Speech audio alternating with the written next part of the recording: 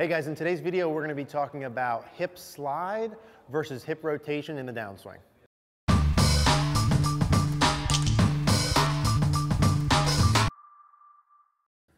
All right guys, so let's talk about hip slide versus hip rotation in the downswing. You can see my little fancy foam rolls we're going to be using in a minute as props.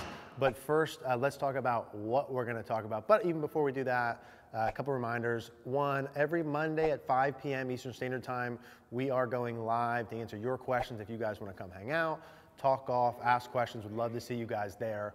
That's number one. Number two, we're still offering our 7-day free trial to cogornogolf.com. If you guys want more instruction from me, tailored for you, would love to see you guys there as well. Link in the description down below. So hip slide versus hip rotation. Very popular topic amongst myself and everyone that talks online in the golf world. So what I want to talk about today is during your downswing, how much hip slide versus how much hip rotation should you have? How do you know if you're doing it correct? And why other parts of your swing will kind of dictate the answer to that. So the first thing I want to make clear here is let's talk about the hip slide portion of it.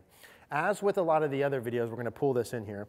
As with a lot of the other videos, you know that parts of your swing depend on things that happened earlier. So the first question I want to answer is how much slide should you have, we're taking one out, how much slide should you have this way towards the target during your downswing? And the answer to that question is it depends on where you're coming from. Let me explain that. So I put a little foam roller here just outside of the left edge of my foot. And I want you to imagine that that's a wall, okay? The end goal of a golf swing is for me to have my hips or my pelvis up against that wall. I'm going to hold it so it doesn't move, up against that wall in my follow through. This is essentially my end goal. So I'm against the wall and my hips are fully turned towards the target. The goal is not to be behind that wall and fully turned. The goal is not to be on that wall with no turn. The goal is not to be on that wall with some turn. The goal is on the wall with my hips fully squared to the target. So that's the first thing that I want to establish. That is the end goal. So if we accept that as true, okay, with this object outside of my left hip here, how much you should slide or move laterally towards the target depends on where you go during the backswing. We've got guys like old school Tiger that would move quite a bit to the right, okay? And then if I move to the right, I gotta move back where? Picture it this way. When I take my setup, I've got this little foam roller about a fist outside of my left thigh there, about a fist length, okay? If I make a backswing and I get more than a fist outside of it, that created some space there. Well, I just got done saying I need to get there at the end. So what does that mean I have to do quite a bit of during my downswing? Slide or move laterally quite a bit so that I can get to the wall with a full turn.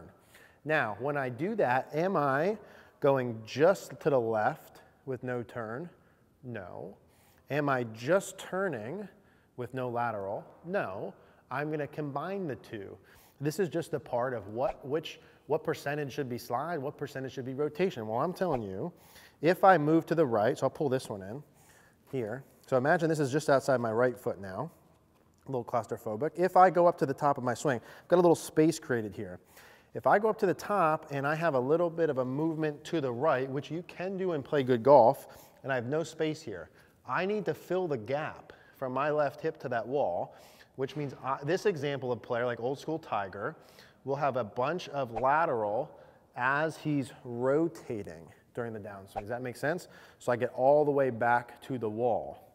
If I'm a player who makes a backswing, like that I would call centered or more normal, which is the space here stays about the same, or maybe I even increase the space just a little, this would be more centered. Now, do I need to move as lateral as the first example, like old school Tiger? No, because I'm already starting more forward. So this golfer still needs to move lateral some amount to get to there, but I'm going to need a more even percentage of lateral and rotation to get to there by the end of the swing. Then we also have the players who pivot a little bit more forward. If you think more kind of stack and tilt model, or guys that get their hips forward, so I would create more space here, even kind of be on my left a little bit more with my pelvis. Now this golfer, do I need to move a lot to get to there? No, because I'm already kind of left here. So I here need to feel more pure rotation from there to the top to get against the wall, right? So one more time, the golfer who moves more to the right with the pelvis up against the wall here needs to move back more as they turn, okay? The golfer who stays centered in the middle here doesn't need to move back as much, but still some amount as they turn. And the golfer who creates more space between their right hip and the line and leans a little bit more left with their pelvis needs a lot more pure turn and less lateral. There is no correct or incorrect. There is no one person, teacher, method, player that is perfect. You can use any one of these three pivots and play really well, and your feel for how much rotation you need to have or how much slide you need to have depends on what your hips or pelvis are doing during the backswing. I would say overall, the most common model of a good player would be the one whose hips stay fairly in the middle. They don't move a ton. They create a little bit of space, and then they have a little bit of lateral, a couple of inches, with a good amount of turn. That's kind of the deal. Can you move to the right like old school Tiger? Yeah, you'd all love to be old school Tiger, right? But then you gotta move back this way more. Can you stay a little bit more this way and just kind of sit and turn from there? Arnold Palmer, absolutely you can. Different ways to do it, right? So that's the number one thing I want to get across in this video, short and sweet. I also want to say, if you want to change what your hips do, use something like these foam rollers as practice pieces, right? So for example, in the beginning, if you assume you have too much lateral, meaning when you make a downswing, if your hip kicks into this wall before you have a ton of rotation, then you need to do what? You need to feel more turn and less lateral. So something you can do that's simple is take your setup, put the foam roller here just outside of your left leg, and make some swings where you don't bump into that with your left hip, and just start small and chip some. I'm kind of cheating it there, I guess.